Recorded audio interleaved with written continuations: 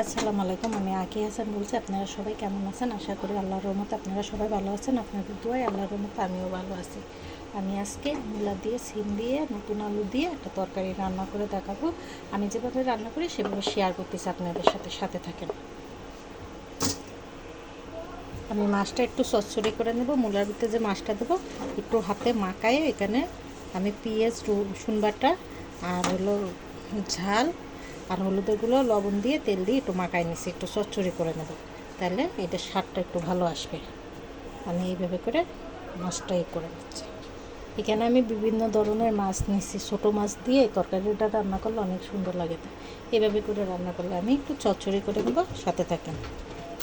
আমার মাছ চচ্চড়িটা হয়ে গেছে। আমি আরেকটা কড়াই বসাই দেবেন, যাতে আমি মূলো টুলো সব কিছু রান্না করতে পারি, সেটাই বসাই দিলাম। আমি কড়াই গরম হয়ে গেছে, কড়াই ভিতরে আমি যত পরিমাণে তেল তুলে নিছি, এখন আমি এখানে পেঁয়াজটা দিয়ে দেবো। পেঁয়াজটা দিয়ে হালকা ভেজে নেব। এর ভিতরে আমি হলুদ গুঁড়া, লবণ, মরিচ গুঁড়া, ধনিয়া গুঁড়া, রসুন বাটা নিছি। আমি এখানে আদা জিরা কিছুই দেবো না। এটা এখন আমি ভালো করে কষাই নেব। মশলাটা কষানো হয়ে গেছে, আমি মূলোটা দিচ্ছি। আর মূলোটার ডাঁটাটা দিলে এই তরকারিটা বেশি ভালো লাগে। এখন মূলোটা দিচ্ছি। আর তরকারিটা আমি ভালো করে কষাই নেব। তরকারিটা আমি ভালো করে কষাই নেব, সাথে থাকেন।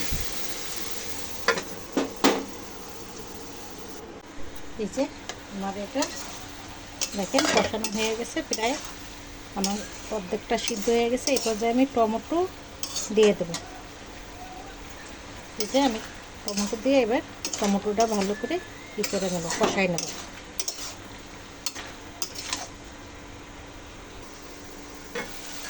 এই যে দেখেন আমার তরকারিটা কীরকম মিশে গেছে। আর এটা ছোটো মাছ দেবো, তো ওই জন্য ভালো করে সিদ্ধ করতে হয়, যাতে ছোটো মাছটা হলো দিয়ে দিয়ে নাড়াচাড়া বেশি না করতে হয়, 5-6 মিনিটের ভিতরে নামানো যায়। এই যে আমার তরকারি কিন্তু ভালো করে সেদ্ধ হয়ে গেছে। এখন আমি মাছটা ঢেলে দেবো। এই যে আমি মাছটা অল্প আস্তে ঢেলে দিচ্ছি।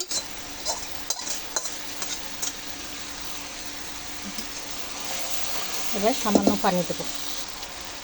এই কড়াইটায় দিয়ে আমি সামান্য পানি দিয়ে দিচ্ছি।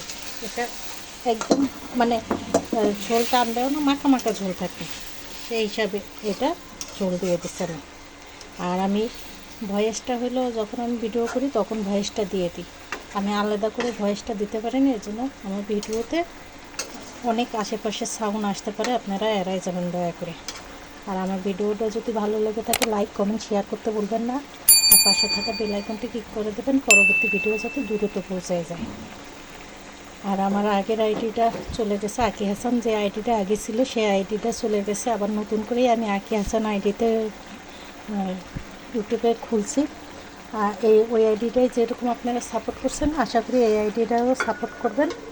আর আমার ভিডিওতে কোনো ভুল ত্রুটি হয়ে থাকলে, আমার কথাতে কোনো ভুল ত্রুটি হয়ে থাকলে ক্ষমার দৃষ্টিতে দেখবেন। আর আমাদের যারা ফেসবুকের বন্ধুরা আছে তারা ইউটিউব চ্যানেল থেকে ঘুরে আসতে পারেন। ইউটিউব চ্যানেলের নাম আঁকি হাসান। আর ইউটিউব চ্যানেলের বন্ধুরা যারা আছে তারা ফেসবুক আইডি থেকে ঘুরে আসতে পারেন। আমার ফেসবুক আইডির নাম আঁকি কিচেন। যে তরকারিটা প্রায় হয়ে গেছে, সাথে থাকেন। এই যে দেখেন তরকারিটা প্রায় হয়ে আসছে, আমি এই পর্যায়ে ধনে পাতা দিয়ে নামাই নেব। এই যে আমার তরকারি হয়ে গেছে। শীতকালে এই ধরনের তরকারি অনেক মজা লাগে। আর আমার ভিডিও যদি ভালো লাগে থাকে লাইক কমেন্ট শেয়ার করতে ভুলবেন না। পাশে থাকা বেল আইকনটি ক্লিক করে দেবেন, পরবর্তী ভিডিও যাতে দ্রুত পৌঁছায় যায়। ভুল টুটি হলে কমেন্ট দিতে থাকবেন। ভালো থাকবেন। আল্লাহ হাফেজ।